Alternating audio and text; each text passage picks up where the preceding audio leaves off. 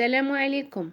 نتمنى تكونوا على خير ان شاء الله، ونتمنى ندعوا مع بعضياتنا باللي فيها الخير. بزاف ديال الناس اللي كيتمناو ينجحوا في قرايتهم، يتوظفوا، يتزوجوا، يولدوا. الله يسهل على الجميع، وحتى الناس اللي باغا تمشي دير العمره الله يسهل عليها يا ربي. قولوا امين الجميع كاع اللي كيتمنى الخير. ايوا جالسه وتشهيت واحد كيكه وقلت نوض نصايبها. يلا هو معايا. اول حاجه بسم الله. هنا درت 2 كيسان ديال الدقيق الابيض، وضفت عليهم 2 خنيشات ديال الخماره، غربلتهم مع بعضياتهم ورشيت عليهم شويه د الملح.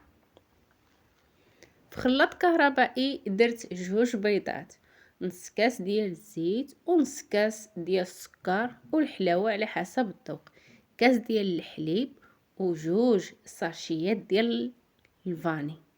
خلطتهم وضفتهم على هاد الطحين اللي كنت غربلته هو والخميره. خلطت مزيان. الا جاكم الخليط قاصح تضيفوا واحد 2 معالق ولا 4 كاس ديال الحليب، ولكن انا جاني القياس هو هذاك. ها بهذا القياس هذا المول راني دهنه بالزبده، خويت فيه الخليط والفران شاعله على نار متوسطه من الاسفل فقط. دخلت الكيكه طابت وتحمرت وخرجت، خليتها ترتاح واحد 5 ديال الدقائق.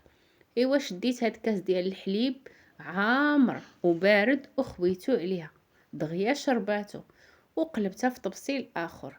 دهنتها بالكوفيتير هو اللي كان عندي ديال المشماش، ورشيت عليها شويه ديال اللوز ايفيلي وخليتها ارتاحت شويه. ملي قطعتها جات كيريش بون كيف ما كتشوفوا. هيا تبارك الله والصلاه على النبي. شتو كيفاش مفشفشه.